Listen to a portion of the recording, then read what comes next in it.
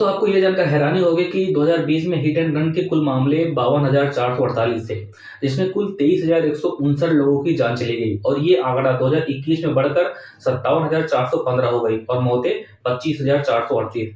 जैसा कि आप सभी जानते हैं कि देश में आए इस नए नियम हिट एंड रन की वजह से पूरे देश में जितने भी हमारे ड्राइवर्स भाई हैं वो सब ने चक्का जाम कर दिया है। सभी ने इसका खुलकर विरोध किया है। हालांकि सरकार ने अभी सभी लोगों को ये आश्वासन दिया है कि अभी फिलहाल में ये नया नियम लागू नहीं होगा। सरकार ये बताना चाहती है कि नए कानून और प्रावधान अभी फिलहाल में लागू नहीं होंगे। भारतीय न्याय संहिता की धारा 106 के दूसरे भाग को लागू करने का निर्णय all India motor transport Congress के परामर्श के बाद ही लिया जाएगा। दोस्तों, आज हम इस वीडियो में कुछ ऐसी धाराओं के बारे में बात करेंगे जो शायद आपको जाननी चाहिए। अगर आप देश के नागरिक हैं तो ये जानना आपके लिए बहुत ही ज्यादा आवश्यक होगा।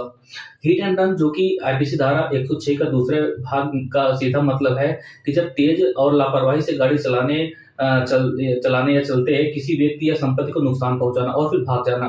ऐसे में सबूतों और गवाहों के अभाव के कारण दोषियों को पकड़ना और सजा देना बहुत मुश्किल हो जाता है।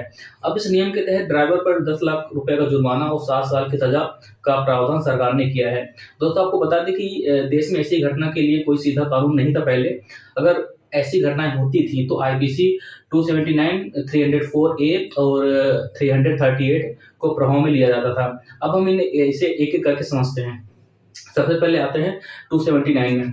धारा 279 में कहा गया है कि जो कोई भी किसी भी सार्वजनिक स्थान पर इतनी तेजी या लापरवाही से वाहन चलाता है कि इसमें मानव जीवन को खतरा होता है या किसी अन्य जीवन को खतरा होने की संभावना होती है, किसी अन्य व्यक्ति को चोट या चोट लगने की आशंका होती है, तो उसे कारावास से दंडित किया जाएगा, जिसे 6 महीने तक बढ़ाया जा सकता है या जुर्माना और कारावास दोनों ही हो सकते हैं।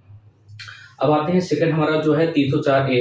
आईपीसी धारा 304A में लापरवाही से मौत के लिए सजा का प्रावधान है, जो सीधे हिट एंड रन मामलों पर लागू होती है, जिसके चलते पीड़ित की मृत्यु हो जाती है। इसमें कहा गया है कि जो कोई भी लापरवाही से किए गए किसी ऐसे कार्य से किसी ऐसे व्यक्ति का मृत्यु का कारण बनता है जो गैर इरादतन हत्या की श्रेणी में आता है, मतलब कि उसका इरादा नहीं होता कि वो हत्या करे, तो उसे 2 साल तक की कैद और जुर्माना दोनों हो सकता है। अब आते हैं कि हमारा जो तीसरा था 338। धारा 338 उस स्थिति में सजा का प्रावधान करती है जब पीड़ित की मृत्यु नहीं होती लेकिन वो गंभीर रूप से घायल हो। इसमें कहा गया है कि जो कोई भी जल्दीबाजी में या लापरवाही से काम करके किसी व्यक्ति को गंभीर रूप से चोटिल करता है, चोट पहुंचाता है, तो उसे 2 साल तक की कैद या जुर्माना या दोनों ही हो सकता है।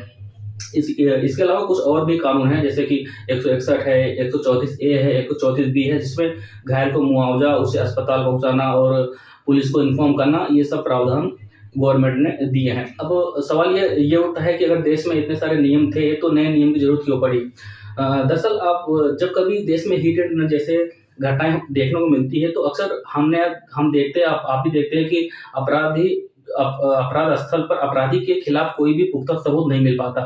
इस वजह से पुलिस अधिकारियों के लिए जांच को आगे बढ़ाना और अपराधी को ढूंढना बेहद मुश्किल हो जाता है। इनमें से ज्यादातर जो अपराधी होते हैं वो तो भाग ही जाते हैं और शायद मिलते भी नहीं है। दूसरी समस्या यह है कि जिन गवाहों पर जांच निर्भर करती है वो भी मदद करने से कतराते हैं, क्योंकि कोई भी कानून के मसले में पड़ना नहीं चाहता, कोई भी फंसना नहीं चाहता, ऐसे ही कर लीजिए, सब डरते हैं। अब ऐसे में कानून को सख्त बनाने के लिए और दुर्घटना को कम करने के उद्देश्य से हिट एंड रन को प्रभाव में लिया गया है।